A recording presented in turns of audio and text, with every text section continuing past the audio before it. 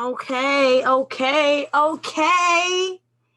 Today is Sunday the 20.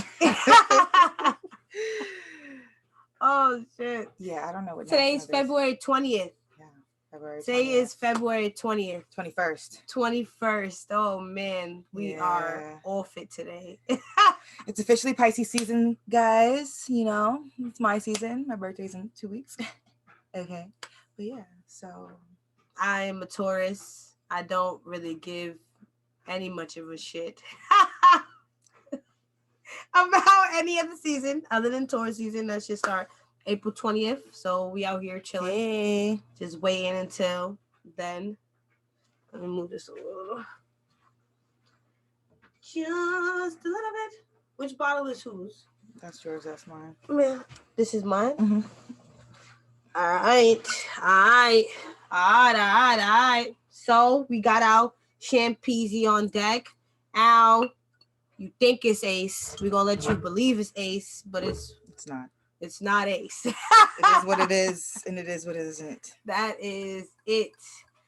We have our glasses. Don't forget our adorable glasses made by at Jay's Creation 3.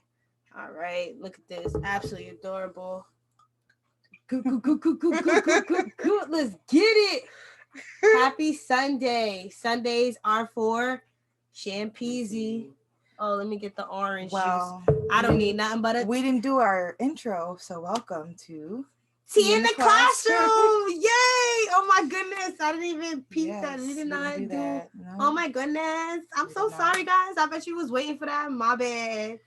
Tea in the classroom. Yay! Guys, today we're talking about something very serious. And we're talking about mental health. This is part 1. But more specifically, mental health in our community, as in the Black community. So this is something that we all need to actually take very, very seriously, and none of us do. A lot of our coping mechanisms are the fine liquor right here, drugs and or sex. And shopping. Any vice, basically. That'll get you to distract yourself from what you really need to do. So what exactly is mental health?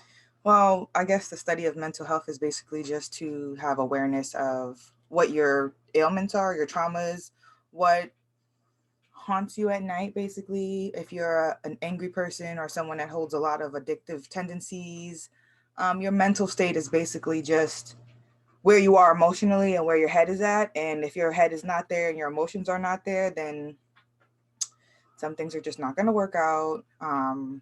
People go into really dark places. So it's like, it all starts from a very young age as well. So it's like, we need to take this very seriously when it comes to us, because a lot of us just make jokes about it.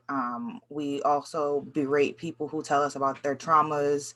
Opposed to us standing together, we make fun of women who talk about the traumas of child loss or being raped, and we ask them, are you sure? Are you sure? Did you do something to get raped, or did you do something to get beat? You got young men being accused of things that they haven't even done.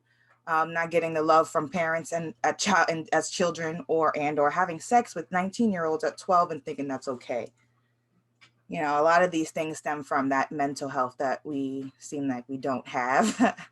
That's that positive, we can talk things out. Men don't have the outlet to express themselves. I saw a post on Facebook the other day.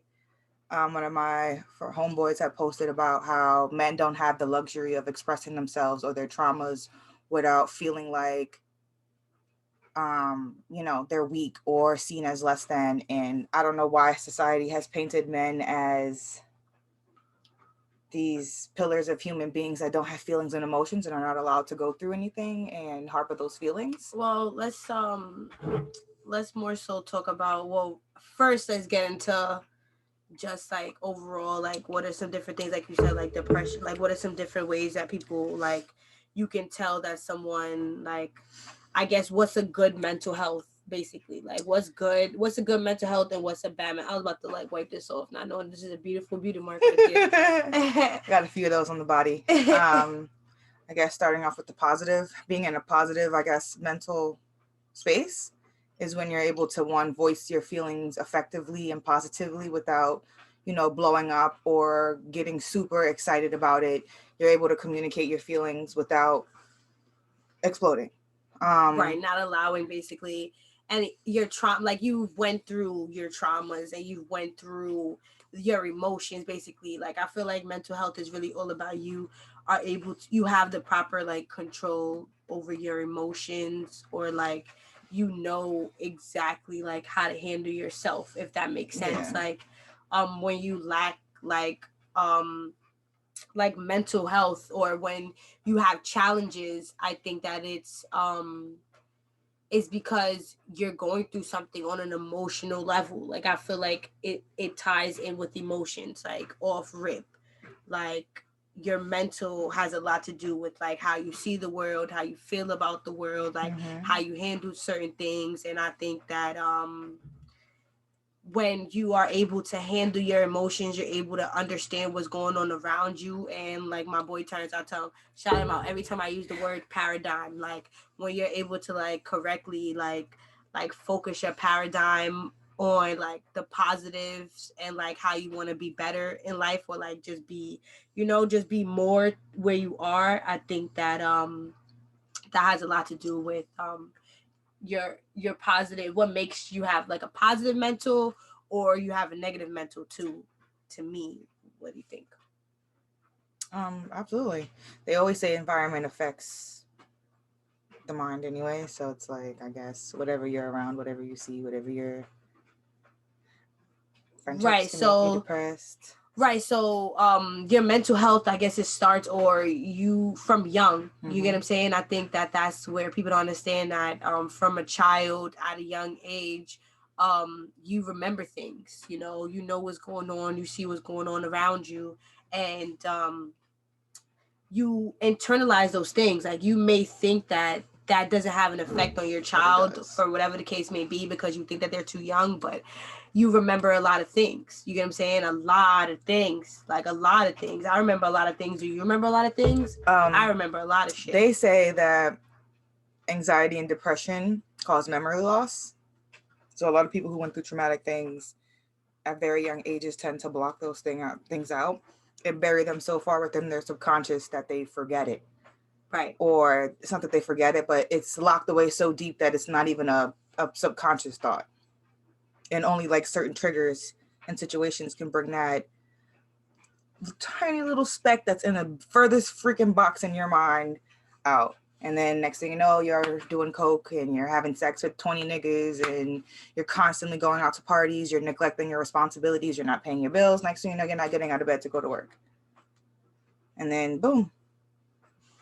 So someone said definitely starts from young. Exactly. Like, so from the youth, from day one, it's like how things were handled in the household. Like, let's just start from together. Let's start from the household, right? Let's just start there. Like, my parents were divorced. Like, this is us expressing our experiences and just how it can help other people or whatever. But like, I came from a house that like was divorced. Like the whole process, I watched it happen. You get what I'm saying?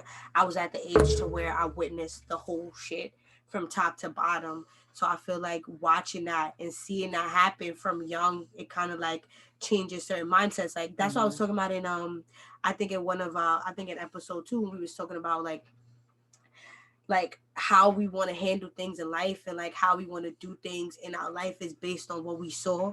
And like how some people who were raised by like single mothers, or they were raised by like single parent households, those people are more likely to like be those women are more likely to be in a relationship and okay with being by themselves, if that makes sense. Like, yeah, if you witness a strong woman, then I feel like you know that you can be that. That's a problem. That's a problem. I will vouch for this because is my internal. My mother was a single mom. She raised 3 kids. She owned her own home since she was very young.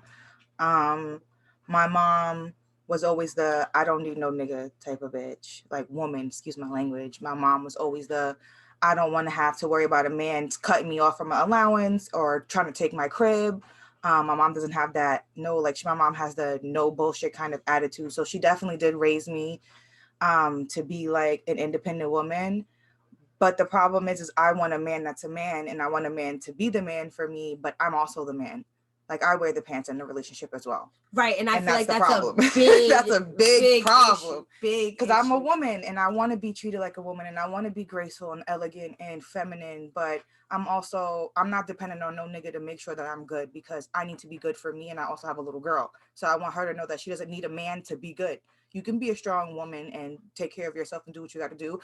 But on the flip side, I want a man that I want to need. Like, I want to need you. I don't want to like feel forced to need you, but I want to need you. And it's kind of hard for me to break that barrier down because I have this program in my brain that says, bitch, you don't need no nigga. You could be alone. You'll be all right. But I don't want to be alone. And that's the problem. I Right. can run a nigga away really quickly. And I think that's why my son Kevin Samuels is so successful out here, because it's like he really like focuses on women like us, I guess, kind of like that have that strong mentality, but it's because of how we were brought up from young, you know what I'm saying, to really like, I personally, like we said, like mental health starts from young. My father is I don't know, he wanted a son, you get what I'm saying? So off back, I feel like I was rougher than I guess a regular girl, I guess you would say, because of the strength that my son wanted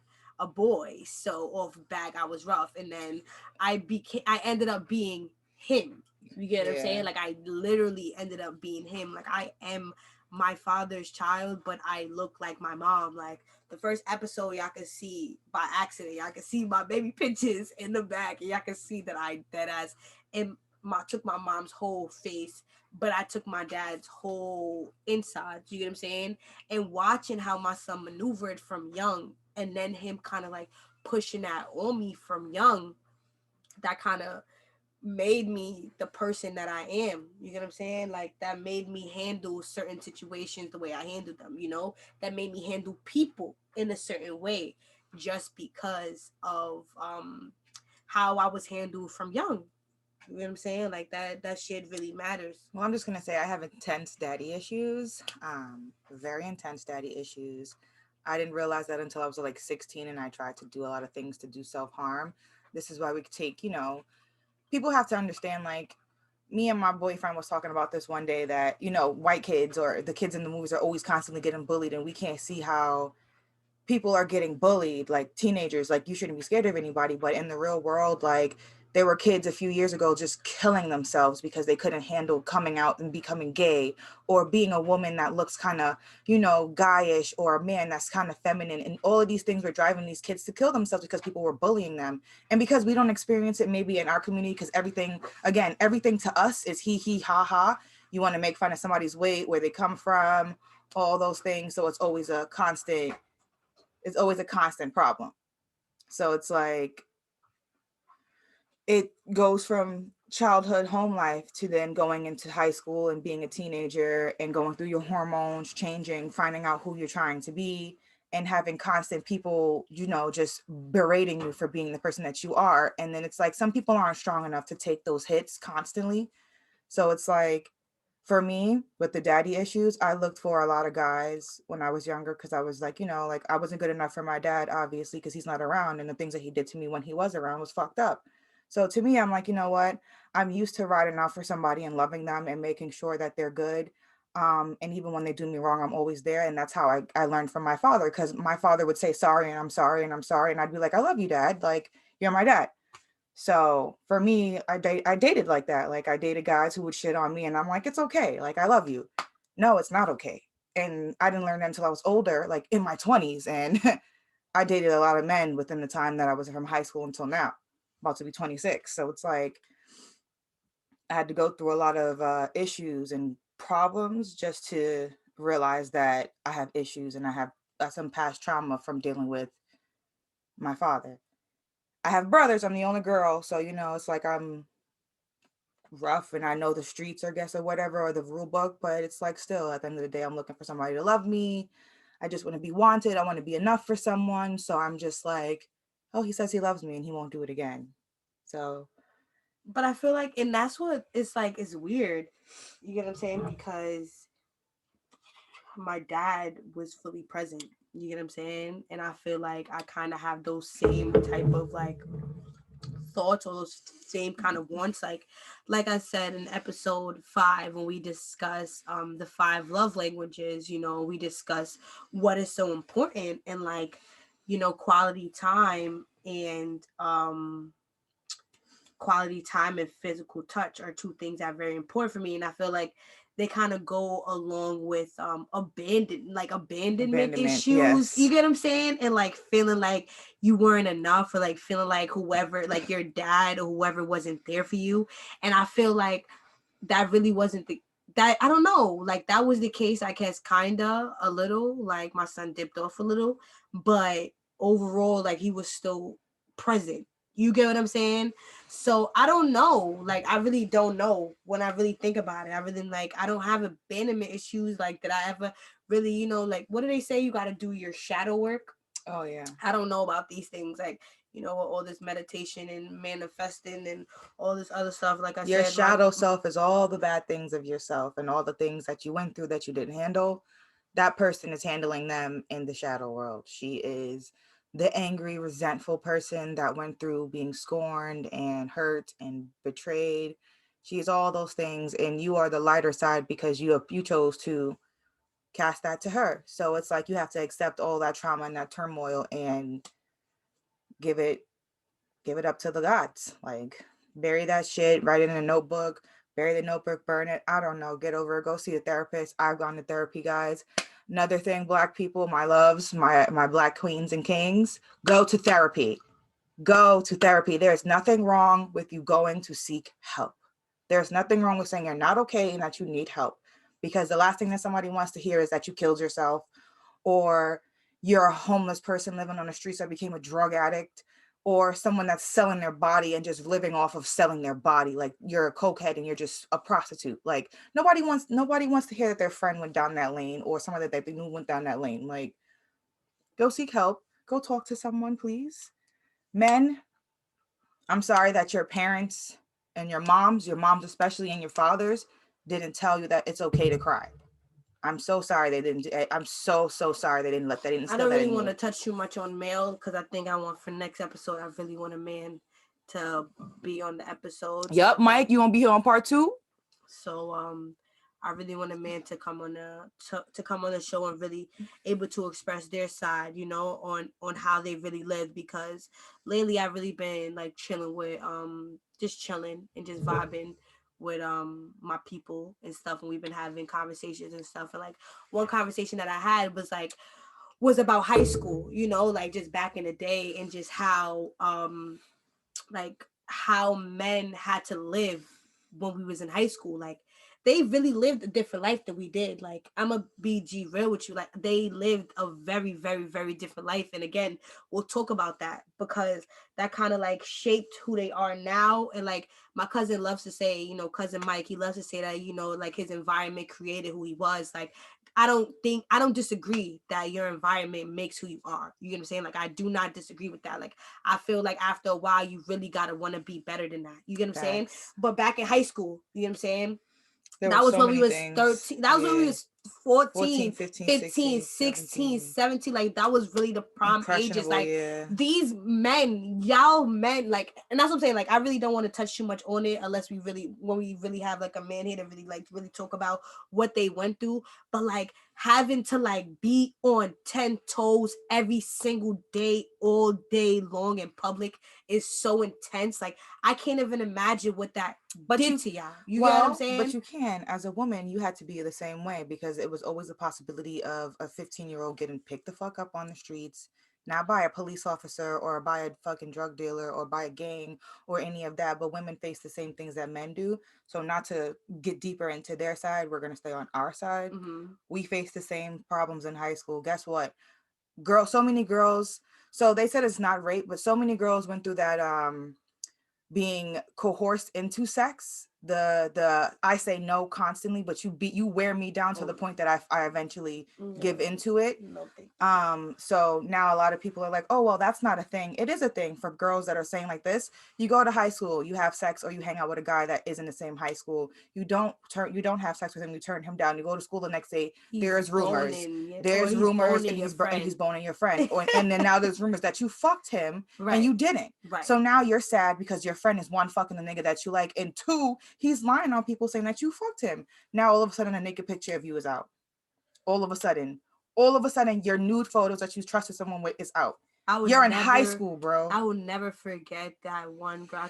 I don't want to, clearly, because this is for the viewers, but I will never forget this one girl in high school. Like I guess her ex or whatever. Like men, like high school really showed y'all like they really showed the bitches that y'all was gonna be as y'all when y'all got older. Like the way that y'all maneuvered y'all feelings in high school really showed how y'all was that ass gonna grow up to be. Like no funny shit. Like, and so like one of the niggas, like he had like just posted her shit up. Me with some OJ, please. He had posted her pictures up on everything, like on everything. And like her mom was already a very strict person. You get what I'm saying? So it's so unfortunate that you just put somebody in a position to like want to harm themselves. Like all these things are just like all these things were things that females had to really deal with growing up. Yeah. You get what I'm saying? And like this shit all affects us now, like that not being able to get that attention in high school, and now you become a bad bitch, and now you don't know how to control yourself. See, I was always feeling like I was a bad bitch. Like in high school, that was the whole thing. Like I always felt like I was the shit. Like I was a bag of motherfucking chips, and I was the best bag. Like I played sports, all the niggas wanted me, but I didn't want the niggas, and I always got into fights over niggas that I didn't want because the bitches did not like me, but they were my friends. If I'm your friend, I'm not gonna fuck your nigga, bro. I had bitches that went and fucked my nigga, bro. You fucked my nigga and we're supposed to be friends? Why? Why are you fucking my nigga, bro?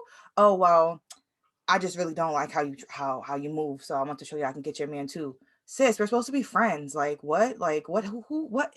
In what world do little girls think that was okay to call someone a best friend or a friend and go and sleep with their partner and then brag about it?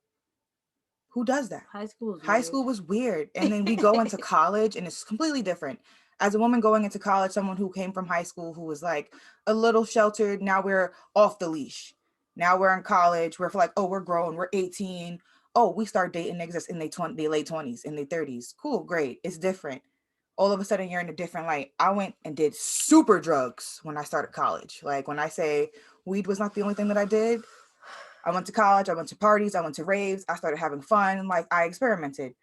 I messed that's around. What I'm saying. Like me and T were two different people. That's why we worked together so well, because I was PUS as well. Nah, I was out. I was like, listen, I literally got fucking laced at a 420 party. Oh no. Some guy sprinkled like angel dust in the blunt that he rolled for us. I don't know why we let this dude roll the blunt, because we were all smacked, like drunk when we got to the party. It was 420. We went to the hotel party in the city on 42nd Street, Grand Central.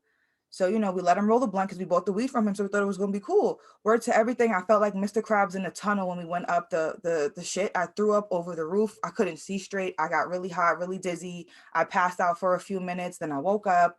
I was really sick. I had to go take a nap, and then I barfed all over the place. The next day I went to the hospital, of course, and seeing that, that I had something in my system. So I'm like, wow, that's cool. That's great. I got laced, but I survived. So it's like, God is good. God is great. I survived. I got home the next morning. I was a little fucked up, but I was like, I'm going to go to the doctor later. I need a nap. I stopped coming home and telling my mom I was coming home. So that started like a thing with my mom. She was like, I know you're grown, but you live in my crib.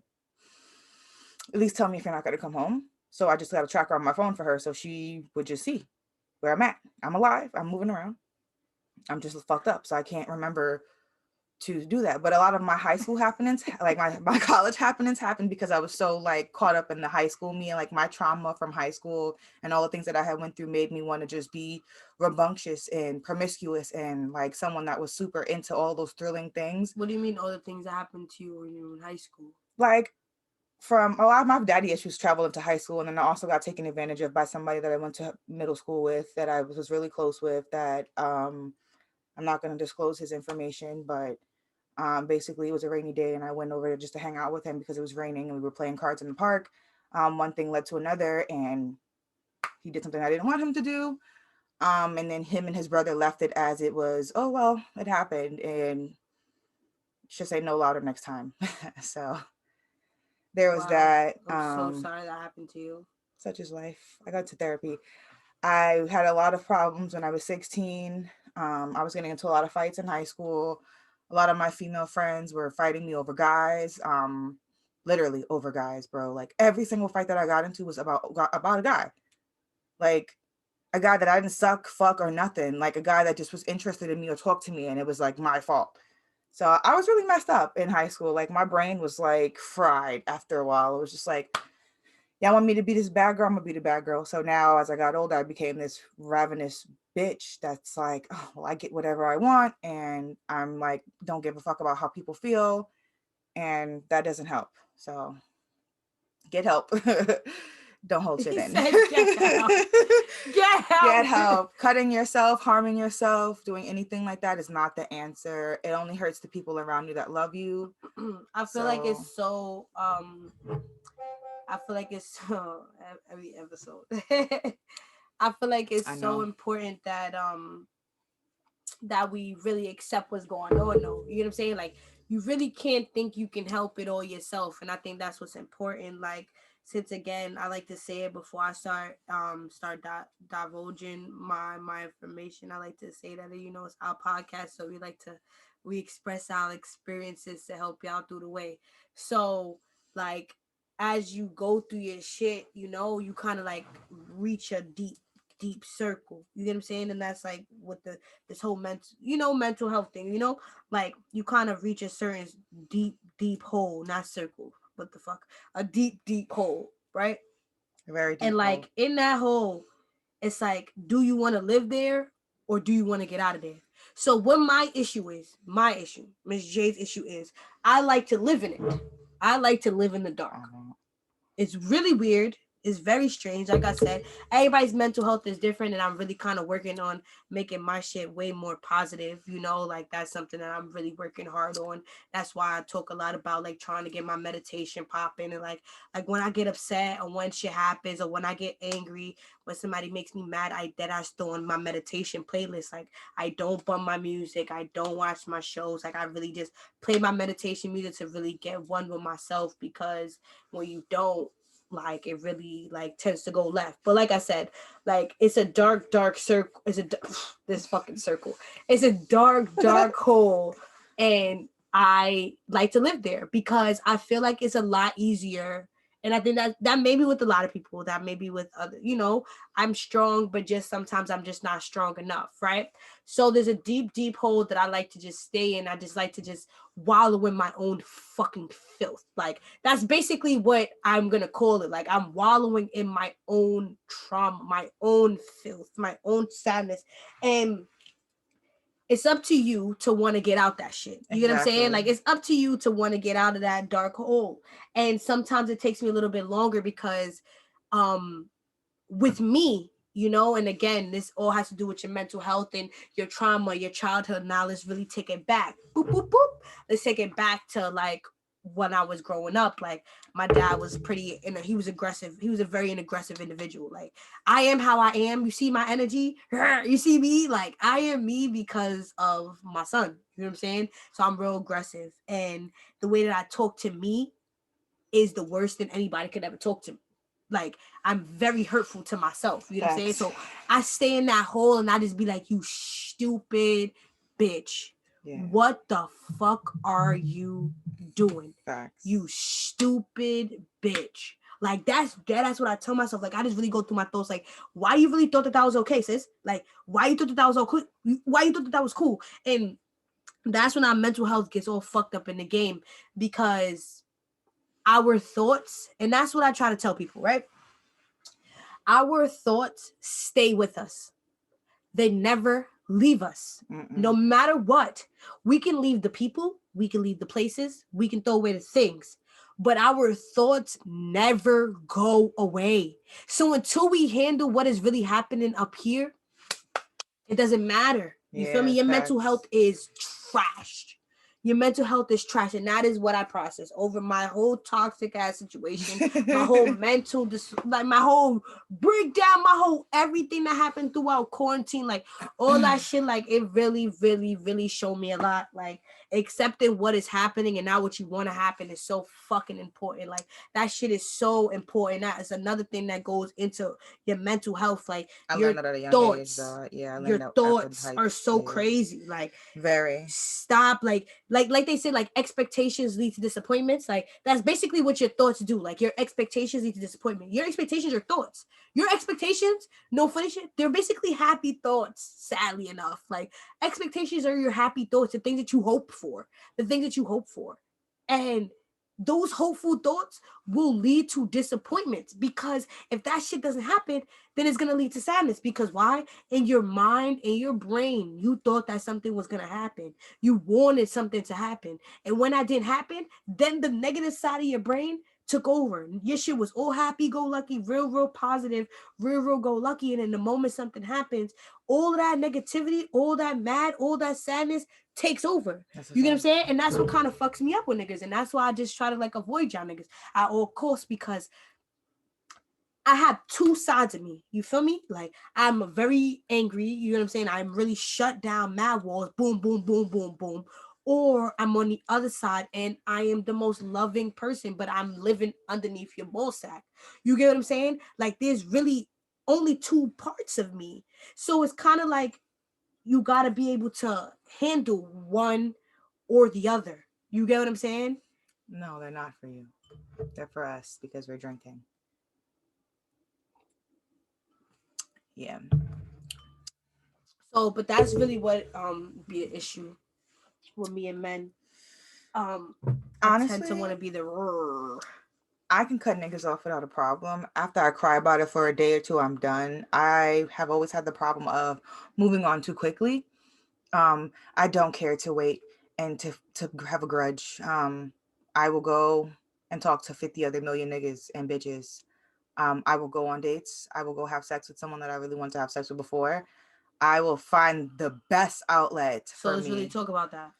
That's a problem. It is absolutely a problem. That'd be my problem too. Like it's that problem. Like I'm single, you get what I'm saying? But I'm forever entertained. Forever you entertained. Get what I'm saying? I'm forever, always entertained. Forever entertained. Don't even ever by accident. think I'm some wallowing in my sadness type of bitch. Nah, I wallow, but I still be entertained. Nah, as I'm wallowing, I'm hitting a nigga up like, hey, big head. Like, no, you're not gonna see me.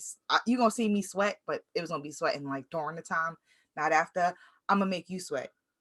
I'm gonna make you feel like I'm moving on. I'm really not, because I'm just really just trying to find a rebound that's gonna hold me down enough to make me forget about you. But that's a problem.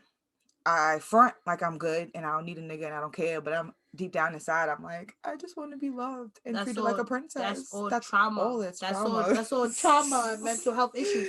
I really think about if that is that an issue, is that a trauma for me? Because like when I really think about it, right? Before my first real toxic situation that's ever happened, thank you, that's ever happened in my entire life, like the nigga has always been attached to my hip. Like that's always been what it is. They love me. So, but that's what I'm trying to say. Like people make it seem as though that's like something toxic, or that's like a trauma because you want your person to be with you all the time, or you want to be with them because it's an issue. Like I feel like I've always. My mom just said it's a millennial thing. Not that it's a trauma thing. It's a millennial thing. My mom said that back in the day, of course, they didn't have cell phones and stuff like that. So when you saw your partner is when you saw your partner. If it was once a week when you met up at the fucking diner down the street or did a date or some shit like that, that's when it happened. But y'all wasn't going to be on the phone all day. At work, at the desk, I'll be on the phone with my nigga all day. If we're not on the phone, FaceTime, we're texting all day. If you're not in my crib, we're texting all day. It's obsessive. And I mean, it's not, it could be a little trauma. I don't think it's stems from trauma. Maybe it does for people who to where it leads to though. Like let's say y'all having a conversation, the moment boy don't answer or he don't answer he with a bitch fashion. Yeah, he's with a bitch. That is a mental disorder. That is, but no. But do you think that way because he did you wrong already and now your trust is teetering? Boy, just off rip? Period. Okay, so you're crazy. Mental disorder. I only I only feel that way when a nigga has done me dirt and I'm in the forgiving stage and then he disappears for like a few hours. Where are you, bro? I know you're not doing shit. It's a pandemic. What are you doing? I have your location. So that's another thing is having your partner's location like That's super mental health issues. That has nothing to do with that's just a problem. Like I don't want to know my nigga's location at all times. I do. I want to know where you are because I need to ask where this is and I need to save that address. Because if I see you there again, I know it's not a burger joint because you don't really go nowhere. So what you doing over there? I do not want to know where my nigga is located at 24/7. Because imagine anytime I call boy's phone and he don't answer, I'm pulling up. Pull up. I'm pulling up. Dead ass. I'm outside. Hello. Hi. Whose house is this? Who is that? Does her dog want to die? That's okay. Traumatic. And imagine doing that and they dead ass with their cousin. That shit is so crazy. You know that's terrifying? That's terrifying to even put yourself in. I have been someone who has made fake accounts. Oh man. When I was younger, I have definitely made a text-free number and text my nigga a few times as somebody else. Wow. I've done the crazy things that obviously show that I have some major issues. Some serious issues. She made secret. She said she made accounts. I never. I've done it. I'm watching your shit. I'm pulling up on your shit. That's it. I don't give a fuck about none of that shit. I don't give a fuck about none of that shit. Honestly, none of that shit. It's like, you know what? You could be a bad bitch all you want, and I can say that, and I can have all the confidence to think I can get anybody and pull anybody in the world. But you want who you want, and all of that toxic shit that we have inside of us is like, well, I want this nigga, so I'm gonna do what I gotta do. Why are we like this? This is why I said we gotta go therapy, because the therapist will tell you what is wrong with you and help you get through it. Take some steps. Here's some pills. Calm down. Your anxiety's crazy. Oh, no pills. So let's get back to the topic of mental health. Let's go back there. So have you ever expressed to, because you want to talk about like from youth, right? From young. Have you ever like expressed to anybody like as a youth from young that you were like angry or sad or whatever? I personally did not. Like, I don't think I ever really did. Like, they could just see that I was angry, but like, I don't think that I ever really expressed it. They just kind of saw what time it was. Then nothing was done. My mom, yeah, exactly. My mom actually left the door very open for me. My mom was always like, please tell me, because if you need help, we can get you help. My mom was constantly telling me if you need help, because I was a sad teenager. Like, I was sad. Like I told you, I went through a lot of stuff. So my mom could visibly feel her daughter was in pain and see that I was in pain, but I was a teenager. I'm not saying shit. I'm tough. And then when your parents see that you're hurting yourself, they're like, what did I do? Like, your parent, like this affects your parents too. Like, my child is hurt and she's hurting herself. So am I failing as a parent? No, you're not. I'm just a child. So I feel like everybody's better off without me. So why not hurt myself and try to kill myself? That's how that life goes. So I thought about it. I feel like I've always been too pussy. I'm too pussy to do pretty much anything, include I guess hurt myself. But like I'm way too pussy to do anything. Like I've always thought about it. Don't get me wrong. Like I feel like anybody's really lying if they've never had an inkling. You know what I'm saying? Even an inkling. By the time you're 25 years of age, I don't care if you're the baddest bitch. I don't care if you're the smartest person. Like there is a story. You get what I'm saying? There's a story behind what motivated you to be who you are. You get what I'm saying? Like, I don't care what nobody says. Like, there is a story behind whatever. Like, went to school. I did what I had to do. Like, I don't have no traumatic reason, but I know for a fact that I was going to do it for my family. You get what I'm saying? Like, that was the goal. That was the purpose. My mom didn't graduate from her undergrad or her grad. You get what I'm saying? Like, that was something that she wanted to do. I would make sure that shit happened.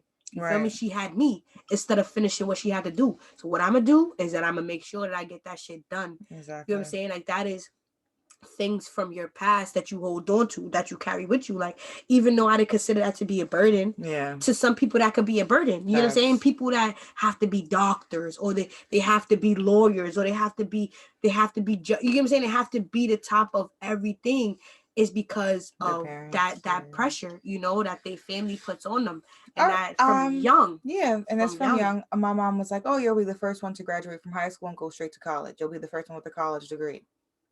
So it was. I never wanted to go to college right out of high school. Like, it was never my thing that I wanted to go straight from high school. I wanted to like feel out who this new Tiana was. Like, I wanted to grow up a little bit. I wanted to learn how to do my taxes before I got into college. I wanted to learn how to do things like adult way before I got into college. And like, I wanted to learn a lot of things.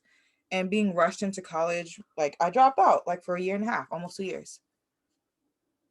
For what? Because I only got an associate's degree. So I wasted many years for an associate's degree because I was not ready and I was following other people's footsteps, and other people's dreams and goals for myself. So that's another thing. Like, the pressure that parents put on their kids is family is terrible. Like, y'all make us want to do things that we don't want to do. And it's like, we waste years of our lives doing things for the benefit of our family opposed to doing it for ourselves. And then we're still the ones paying fucking student loans when we're 56 years old because what, we went to college for a degree that we barely use. So it's like, a lot stems from, honestly, childhood trauma is the biggest benefit, like the biggest factor of adults trauma. Follow us on at T, just the letter T, INTHE Classroom, CLASSROOM. T in the classroom, just the letter T in the classroom. Follow us. Okay, we're gonna post up the same way that we discussed the 5 love languages. There's definitely 5 different types of childhood traumas, right? That start from young. Whether you're abandoned, or whether you felt abandoned, whether you felt like nobody listened to you, whether you felt like you weren't showing affection. I took that like just to prepare us or whatever, get us ready, and I took that and I really like looked at all the things, and I feel as though it's so fucking weird. Again, like, I feel as though I fit underneath the child that feels abandoned, and I fit underneath the child that felt like unheard. And this shit is so weird. What makes you feel like you weren't heard as a child? Like, was it your father's side or your I just feel like, nah, things just happen. Like, when things are out of your control, and then it boom, and then it kind of hits you. You get what I'm saying? It's like, Miss J needs control. Like, that is something that I need. Like, that is something that Ms. J requires. Like, I need a sense of control. Like, I need something to feel like I know what's going on. Like, I know what's going to happen next, and I know what's going to happen after that. Like, that's what happens, and that's what fucks me up in relationships. That's what fucks me up at work. Like, that's what really fucks, it just fucks me up because I really be wanting to know the 10 steps ahead. I cannot handle things that I just don't know whether it's going to happen. And I feel like it may be because when, as you're a child, as you're growing up, and as things are happening around you, you have no control over that. Not like, a damn thing. Growing up, if something happens in your household, you gotta dip off. You have no control over that. You get what I'm saying? We gotta go from one household to the next. You have no control over that. When niggas dip off on you, you have no control over that. You have no control over any of those things. You have no choice. So I feel as though as I grew up, it just kind of became a fucking need. It became a requirement for me to know what's happening next. You get what I'm saying? Like, to know really what the fuck is going on all around me, and to be able to control that shit. You get what I'm saying? Like, if I can't feel as though I have a control or handle, I lose my mind. And I feel like it's because so many things happened in my childhood that I feel as though I wanted to control and I couldn't. And so now as an adult, I need to know what's going on. I have to be ready. I have to be ready. Like, I don't know. Again, I don't feel as though there was nothing that I wasn't ready for. Like, I feel like I watched it crumble in my crib. You feel me? Like, to the point where I was ready for whatever happened next. So I don't know what I wasn't ready for. I don't know. But to this day, it feels as though there was something that I wasn't ready for. It's to this day, like, I just gotta be ready for whatever happens next. I don't know. And then I know, like, every time I try to find a therapist, guys, again, like she said, find a therapist. There's 1-800 numbers. Like, I've called. Let's talk about it.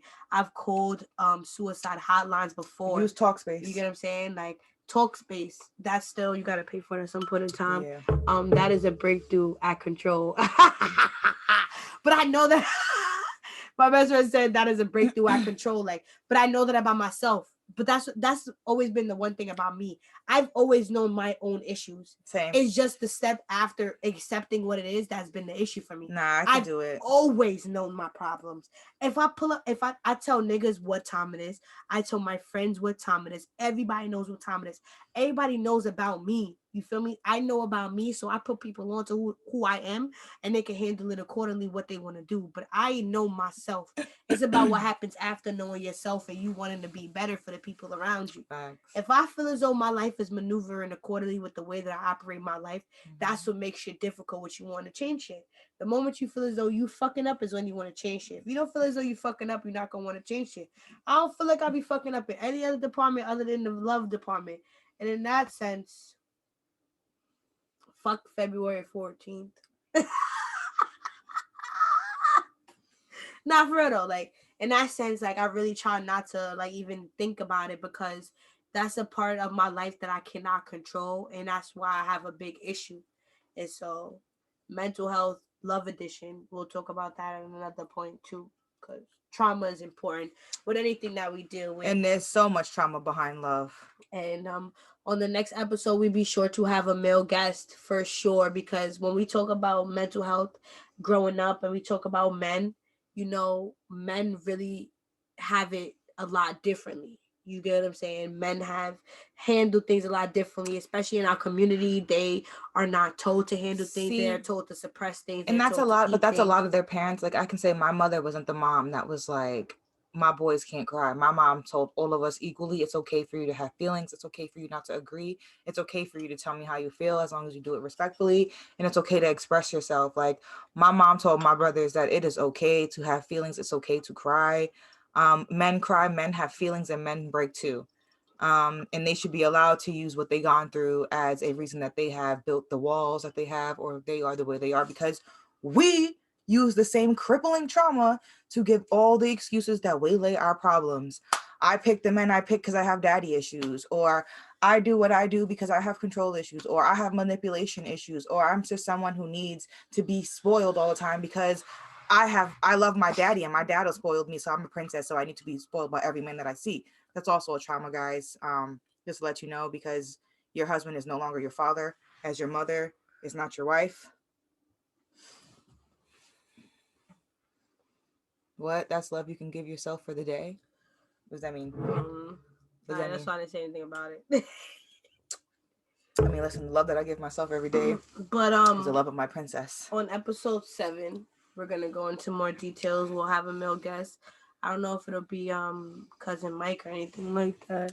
And that's a tough. Thank you, Michelle, for bringing that up. That is very Being a man true. with high emotions is a curse. You get called a bitch or acting like a bitch. And that'll be something that you need to watch for next week for when our we're gonna have a male guest. I don't know about Mike, but okay, well, you know what? Very light skinned. We're gonna bring one of my male guests. He lacks emotion sometimes. Yes, I don't want to deal with the light skin shit. But I need a nigga that expresses emotions and doesn't think that every bitch is a terrible human absolutely being. Michelle said, my mother walked on eggshells around my brother and behind and babied him when all I got was tough love.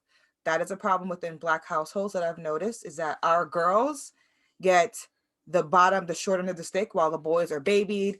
They cannot be working, not doing anything, but the mom will let them stay. The daughter has to have a job. She has to be in college. Oh my God, you can't have no niggas coming through here because my house is not a whorehouse. But the brother will have 20 bitches in the house at 1 week. You have one nigga in the house for 1 year and you get a boyfriend 2 years later, you're a whore in your mother's eyes. Mommy, me? But your son just ran through 20 bitches in a week. 20. Like, in 2 years, I bring one nigga and the next one 2 years later and I'm a hoe? Oh, the neighbor's gonna look at you like you a hoe. Bitch, are you serious? Me? I gotta pay all the bills? What is he doing? Sitting on his ass playing video games? Not my mother, though. I've had a lot of friends like that because my mom is like, you gonna pay this bill, you gonna pay this bill, you gonna pay that bill.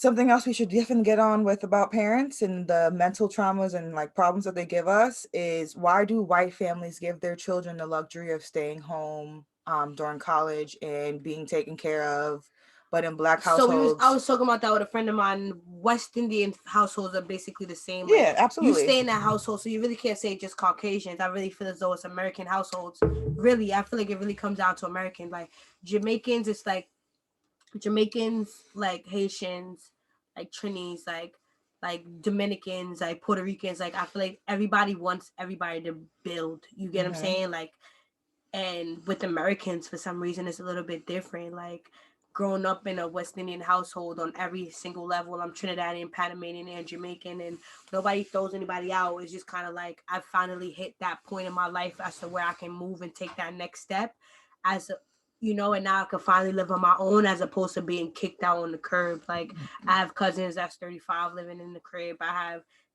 people that's 32 living in the crib, but with full blown careers. Right. It's just not their time to get a crib. Right. You know what I'm saying? And Like, that's why okay. get a crib and I'm gonna be by myself? Why not just hold it down with the family? That's another thing. My mom owns our crib. It's a big house with big yard.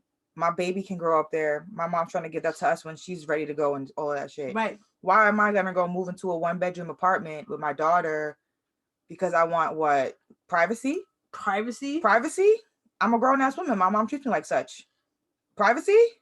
Right. So it's like, all right, I can't I'm smoke. good. I can't smoke in the crib like you can. You feel me? But I can't right now anymore. I got a baby in the house. Yeah, but everything is like pretty copacetic. Like there's no reason to live. Same way, like this crib belonged to me and my sister. Like that's just that on that. Like there's no reason for me to dip out or go nowhere. I make sure that I'm help maintain this crib. Exactly, that's it. Free. And okay, so the thing is with me is like my mom was like, you go to college, I might not be able to pay for you to go to college, but I'll help you pay it back. And that was my mom's whole thing. She was like, I want you to, you know, go, and I don't want you to struggle with that, you know, to having that debt. Like, I'm not gonna front, my credit is amazing.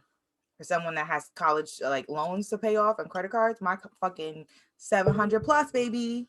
Let's get it green all the time. So it's like, I thank my mom for, you know, giving me the, I guess, the responsibility trait of being like the adult that can say, you know what, okay, I live in my mom's crib, but I'll help her take care of it. I shouldn't have to live here for free though. I put food in the fridge when we all need it. Whatever she needs help with, I'm helping her. Though that saying that, oh, that's little $700 that you pay here ain't shit. Don't say that to me. Because if it wasn't shit, you wouldn't need it. Period. Don't say that.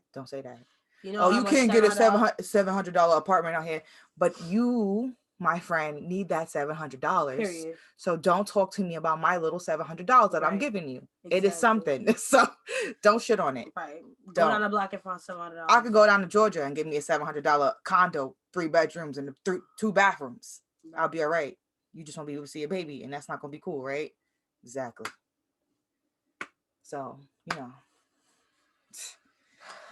So that is the end of episode 6. Wow, 6 episodes in, guys. 6 episodes in. We're gonna be in the 10 soon. Yo, it's gonna be amazing. We already getting views all over the planet. It's really pretty exciting. I can't even lie to you. It's pretty exciting. Y'all keep sharing us, keep viewing us. Merch coming soon.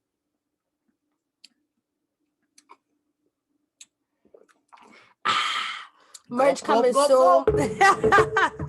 Merch coming soon. Okay. Welcome to and goodbye from Tea in the Classroom. Tea in the Classroom. Yay! Yes. Yay!